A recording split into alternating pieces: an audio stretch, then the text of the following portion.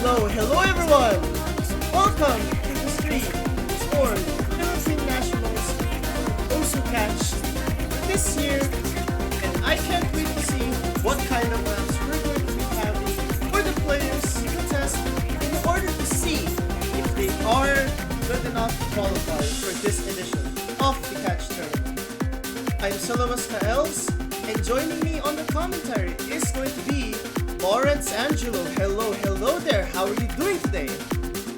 Hello everyone, and Lawrence here, and I'm feeling good right now.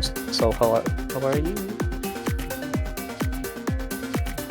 You know, I'm actually really excited because I'm not exactly someone that's very well versed on the catch scene.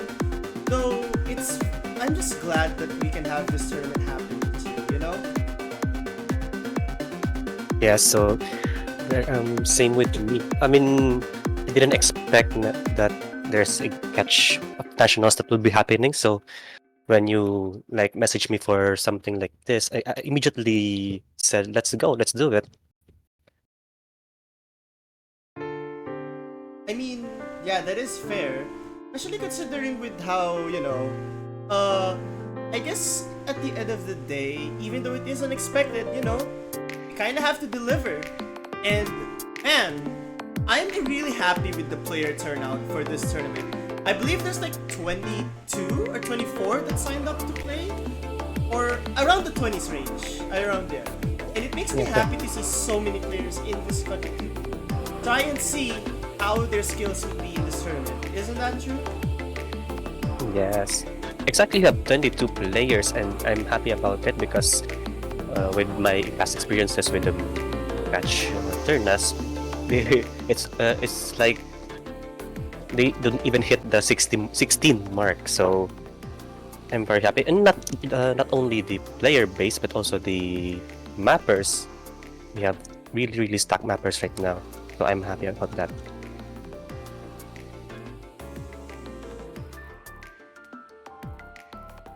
Well, that is true. Though I think before we get into the Mappool show, let's describe how the Mappool is going to be done, alright? So for the qualifiers, I believe back then it was 2 maps per mod. You had Nomad 1, Nomad 2, DT1, DT2 Hard Rocks and 2 Hiddens. I think that's how it worked in the previous nationals. But for this iteration, we're going to be having a different approach to this. Am I right, Lawrence? Yes, we have. I say different approach, we're gonna be having only 2 nomads, yes, but the rest of the mods will only have 1 map each.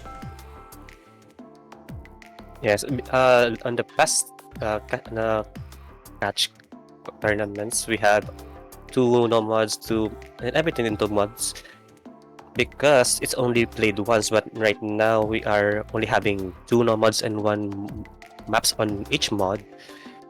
So because we will have to replay the maps one more time, so we have 2 tries on the qualifiers. And this just raises the importance of having a second attempt. Because one attempt really can see how well you do, but if you get 2 attempts, there are good things to that. Number 1, you'll get a chance to redeem yourself after a bad run. And number 2, I do think it's unfair to base someone's skill off of 1 attempt. So this change hopefully allows players to be able to set the best scores possible, even when they're not on the most ideal conditions or whatsoever. At the very least, there's always 1 more attempt to make things better. So yeah, anything else we missed, Lawrence? I don't think we missed anything, at least on my part. Alright. So, shall we get to showcasing beat maps then for the qualifiers? Let's go.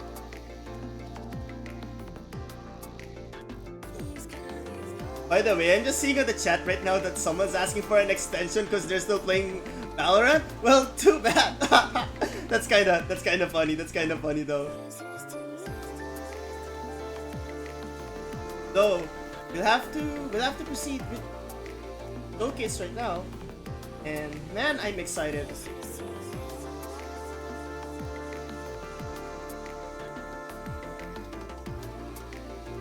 Yeah, so I'll try to explain why did I pick or someone pick this map for the showcase so that everyone would have an idea why. Alright. So first, let's go on to one of our Nomad picks. And it's going to be Choose Me with the difficulty of Ascendance and Tetopia's Overdose. Alright, Lawrence, take over the floor here from now, please. Yeah, okay, first of all, I did this replay but I don't think I do. It was so rushed that I did this. I thought no one would help me, but anyways, here's Nomad 1 with your typical consistency pick as usual. So we have some left, right with sliders or something.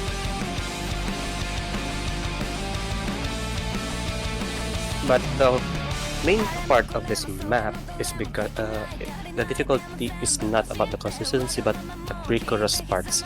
You can see on the maybe later on the pre-chorus parts why it is not like easy to play normally or something.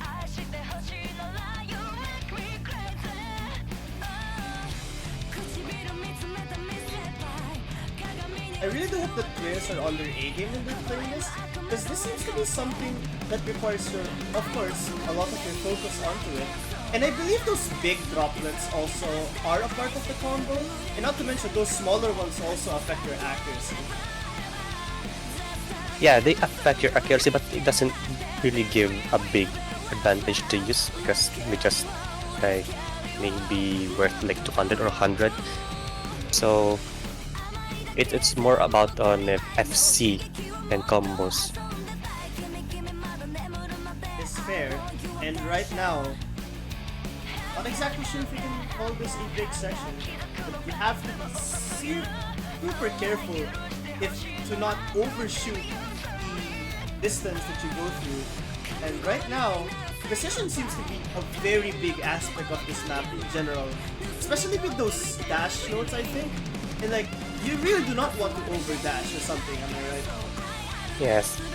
As you can see earlier, we had that hyper chain, so we need to be careful on that part.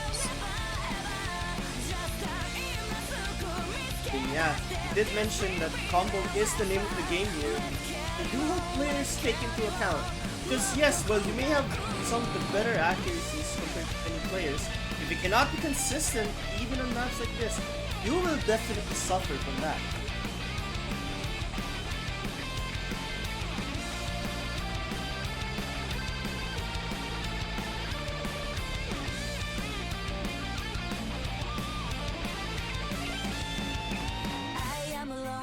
Yeah, you have sort of a breather here. So you still have to maintain your focus. You may never know there's a note after all. And once again, back to the continuous dropping of fruits and whatever. Yes, the cheats. We have here our I think the Lasky, so everything is more spacey in this part, so we really need to be careful with our dashes. Those dashes are really going to be something that you have to be careful about again. Because you do not want to overshoot or undershoot them. You have to be able to make sure that you can accurately get the person catching in the right position or whatever. Yeah, here we go. Yes, oh man! that part, that's the one we need to look out.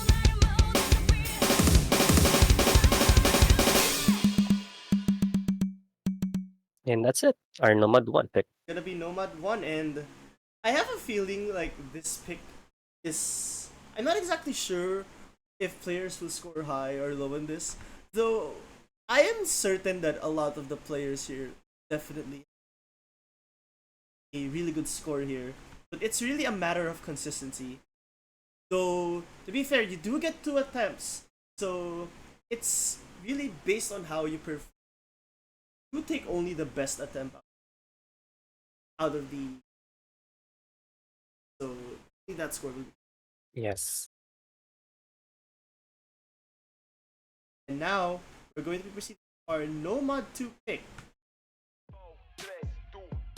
Okay. So just for context before we go into this, they actually almost had the wrong difficulty here. Am I right, Lawrence? Like almost Yeah, displayed. we don't talk about that, but okay. Yeah. It's okay. It's okay. We had the mishap here, but this is the correct difficulty. It's gonna be 17. Very nice. The extra difficulty. Right.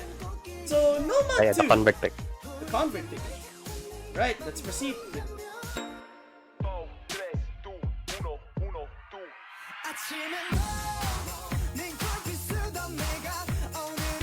So like, of course, when we're talking about converts, these are the kinds of maps that go from standard to the mode that you're seeing right now, which is catch, of course. And like, something that I've always wondered is, why does catch implement converts and whatever? So it does seem to be a test of hitting and also precision. To be fair, that was also the name of the game. And wow, those amount of fruits consecutively certainly going to be detrimental if you miss on them. Yeah. But the main focus of this map is because of the KIs, and we have here that wonky jump patterns that you really need to catch like this. So we really need to be careful in that.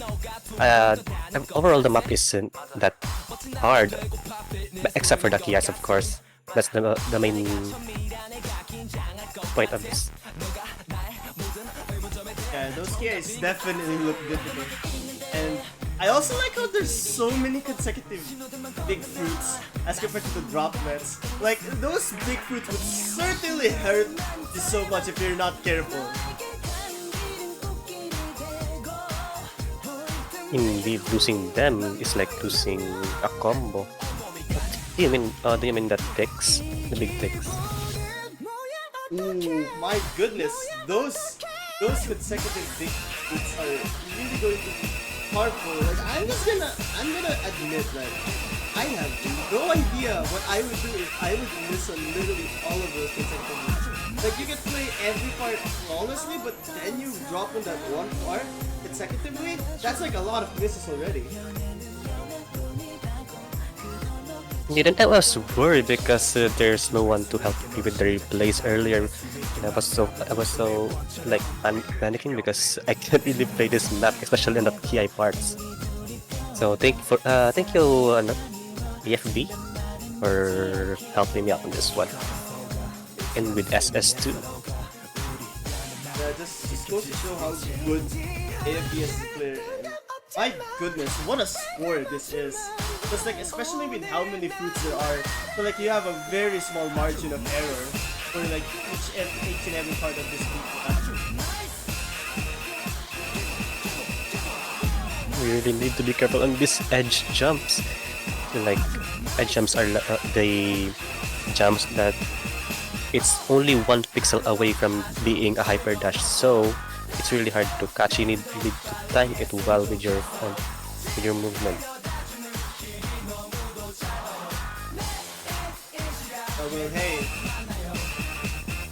very least this ending. I don't think this ending is like any easier compared to the previous. In fact, this is definitely a point of choke if you're not careful enough. Or how the or whatever you call that really. Yeah, I think, in my opinion, this is the hardest pick. I guess maybe I trolled on this one, but yeah, who knows?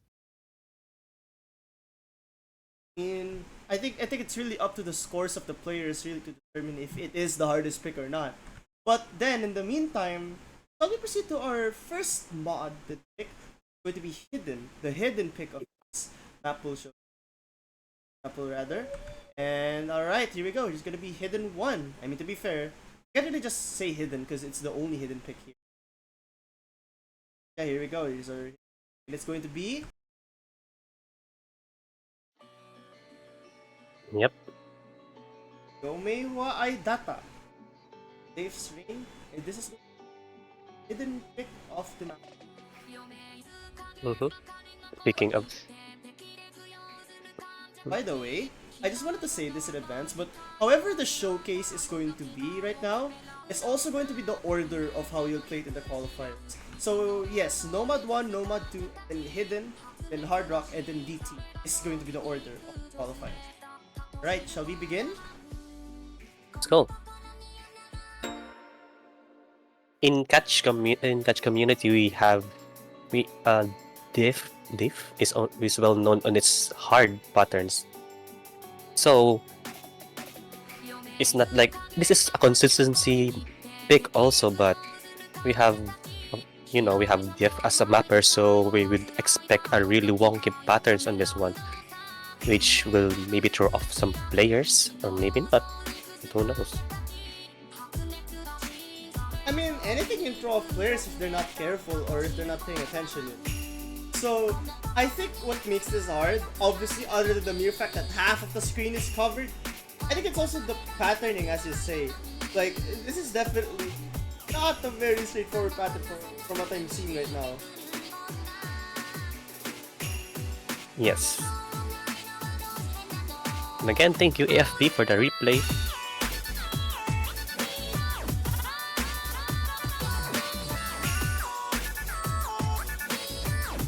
We have here the TI section, which is kind of what I call the wonky parts. So I can definitely see why it's wonky. So may I ask, like, apparently this seems to be very low in AR. I think that's what it looks like to me. I also saw that in chat that this seems to be low AR pick. Would that be the case? I don't think so. I mean, kind of. It's just because it's a slow BPM. Maybe that's why they said it's a low AR pick. But I think it is AR9, which is the basic AR. Ooh, that makes everything interesting right now then. Because the reading aspect of this is certainly going to be a challenge that everyone is going to have. Especially that, again, I can keep on saying a while ago, half the screen is just covered. And the patterning is, as you've said, wonky and I'd say technical as well. Not to mention, these rhythms are not the most straightforward as well. Yeah, they're not like the patterns that you see every day on your mapping sessions or something. This is like technical, really technical, which is easy technical because it's a rain, but it's a diff map, so yeah.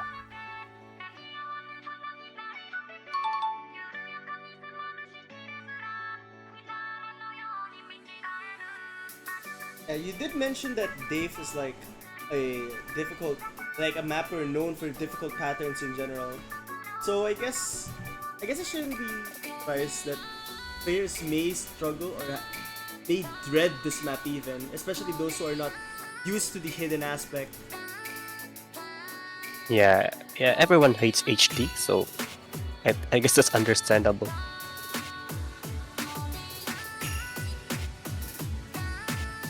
Alright, here we go at the very last part of Byome wa Ai Data. Yeah, we have more space jumps with the wonky parts. And maybe this is the part where everyone would like miss because it's maybe of the nerves or something that they hold a big combo on that. Anyways, that's the end of the HD pick.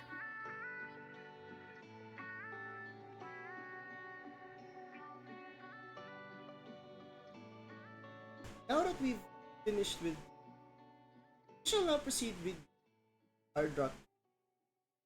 I have to say though, something tells me like this pick is going to be very an interesting pick in this. Yeah, it's a special pick. Is this a custom map, Lauren? Yes, indeed, we do have a custom map, and it's mapped by AFB himself. So thank you, AFB, for mapping the HR pick for the qualifiers. Yeah, before, like, I also want to thank you so much, AutoFan, but for the custom map, I'm very happy that we can have the on. Show it now.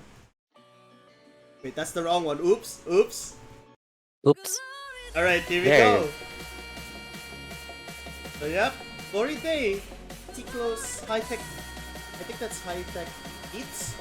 Rain difficulty by Auto Fanboy.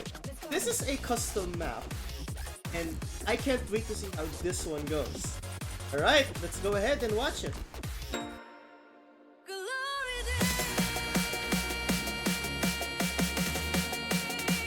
So this map is like semi-tech and kind of consistently picked. So I really asked AFB about having the map, the map without any memory jumps. So I specifically said that it's okay to be kind of hard, but don't put some memory jumps on it because you know, a lot of players complain about memory jumps and they don't have time for that to memorize. So here is also a tech map. The main challenge here is, I think, the AR. The patterning is not that hard, I think. So, an AR challenge for everyone. I think this is AR 10 actually. The highest AR. My goodness, the approach rate of this beat map is really fast. But to be fair, it is hard rock.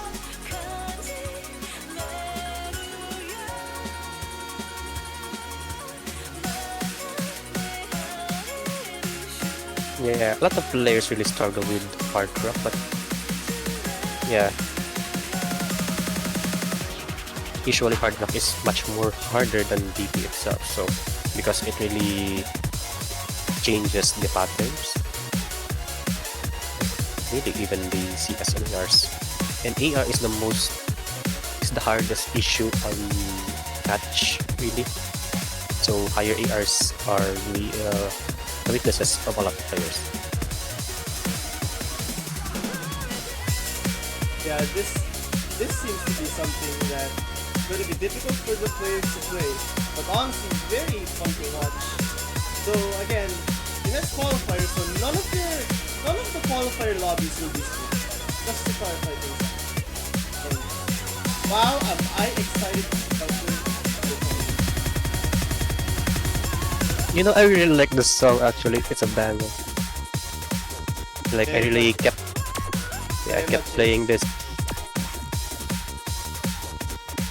Are we gonna see Lions? Yeah, I just said that I replay this a lot just because the song is good and also it's a custom map. It's a good map. Again, thank you AFB.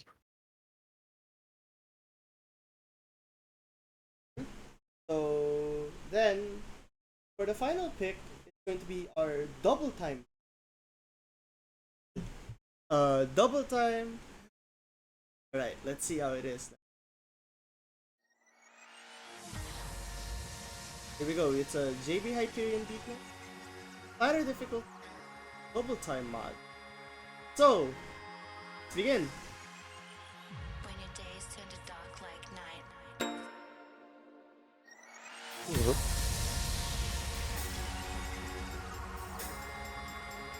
This map focuses on more on a movement, a platter control type movement thing. So it really relies on how fast you go left and right actually, and also you really need to control the platter, like because there's a lot of sliders in here. Like you will tend to miss a lot on this as expected.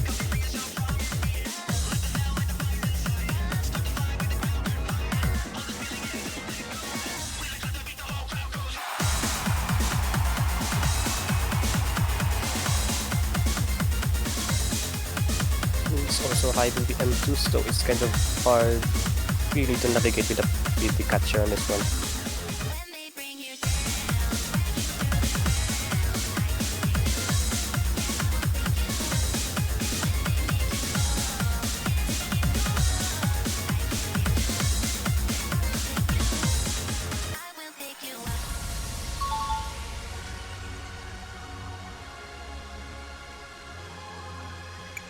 Alright, so oh man. Yeah, you gotta be really careful with these. Like, this is like one of those, you have to be accurate with how soft you tap, I'd say.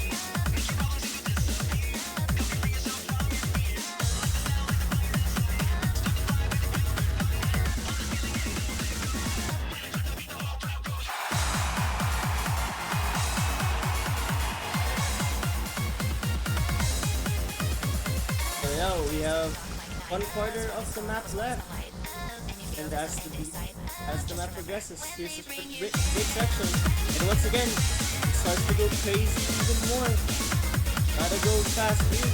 And gotta be careful with how you're able to accurately position your ladder. You're able to catch these hits. My goodness, it's really fast, as I said. Yep. It's like only walks, but there's a lot of tap dashes that you need to do, so you really need to be careful on that. And that's it. Well, I believe that's all of the part. Like that's all of the maps in the qualifier round. So what can you say about it? Honestly, I I think think the picks are about the really maps, good. I think I don't know. You think so? Okay, so I had Zerk, I mean Katsuragi, helped me with that earlier because we like reviewed the pool earlier and we changed like two mods on that one because one is more harder and the other one is so easy. So spoiler alert, it was HD1, which is the harder, and then the easier one is the DT. So yes, I hope I picked a good one on the DT. So I if, I think it's kind of hard. And anyways, have you seen the catcher, the fruit catcher? Fruit catcher. Yeah, it was our OSPH CTB mascot. It is named Punika actually. Oh, that's really interesting. I have to say the catch Yeah. skin really looks neat. And like to add to what you said a while ago, I'm gonna give up major props to you and all of the other map poolers and play testers because like y'all did a really good job picking the right maps for the qualifiers and also having the custom beat. Really thank you so much to each and every one of you. You guys did a really good job, and I really do hope every player in this is going to enjoy it. But for the meantime, um, the map pool will be uploaded to the tournament eventually. And also, as for the custom beat map, we're going to be asking Auto Fanboy or if their slots are full, anyone to upload it. And as they upload it, we will be sending the schedules will also be announced. Um, for the meantime, we're going to be basing schedules that all placed on your availability sheet. Essentially, place you in the lobbies that you have. So there is always the reschedule option, which is going to open up. Well, we'll still decide on that later. But for the meantime, just wait for the announcements for the Mappool upload and also for how the scheduling of the lobbies will. Are there any other things you'd like to say before we close this whole thing, Lawrence? Oh, okay. So people are asking here when is the qualifiers, and I think if correct me if I'm wrong, but I think it is not like actually next week unless the screening would arrive around this week, next week, All right. right? So let me clarify things. Qualifiers is actually going to be happening next week. Lawrence. We're going to check the date that we have our tournament. Qualifiers are going to be happening November 4 to 5, which is yes next week. Though the tournament proper will not start until screening results have been shown. And the reason why we had qualifiers happen next was because screening results would actually matter on the bracket stage. So we could actually proceed with having the qualifiers even when we do not have the screen. What we cannot do if we don't have the screening results, however, is the actual bracket stage. Just for the clarification, it is going to be happening. I see.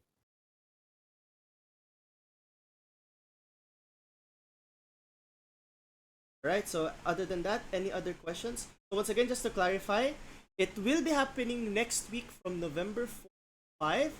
Schedules will be eventually, and you do have the option to schedule. And as for the map pools, they will be uploaded anytime soon, hopefully tomorrow. Yeah. Anything else you'd like to add, Lauren?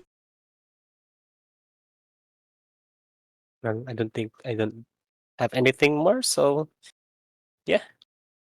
Alright, guess I'm going to close it out now. Thank you so much, everyone, for coming into the Catch Qualifier stream. We Mhm. hope that you enjoyed the map pools. And see you. Goodbye. Bye. Bye.